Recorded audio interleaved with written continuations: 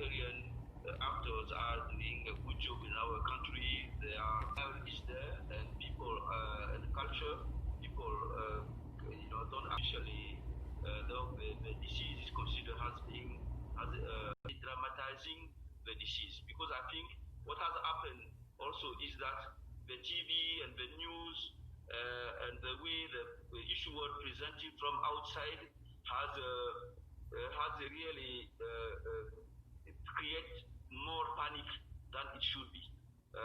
From my perspective, I think we have to de-dramatize, we have to simplify.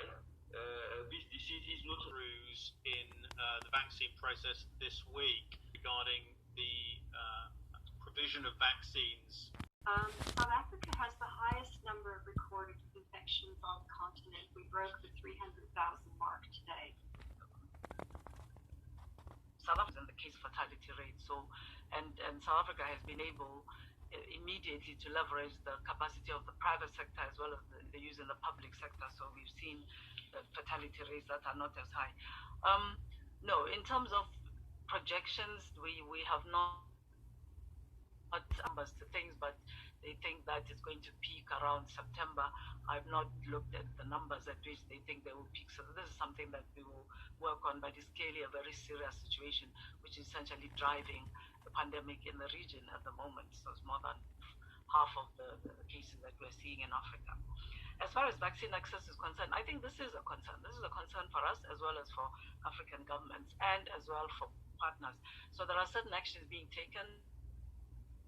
Gavi, working with other international partners and WHO, has devised a means of trying to,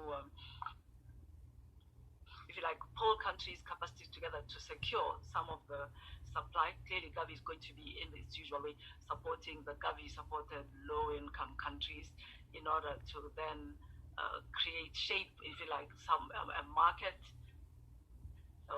for access to vaccines, to the vaccine for the countries they're supporting. They've also contacted middle-income countries that are not supported by Gavi directly in terms of financing and asked them to indicate an interest and to start to, if you like, make a contribution so that the financing for procuring the vaccine of the future can be joined between Gavi for low-income countries and middle-income countries having indicated an interest. It's going to be difficult, I think.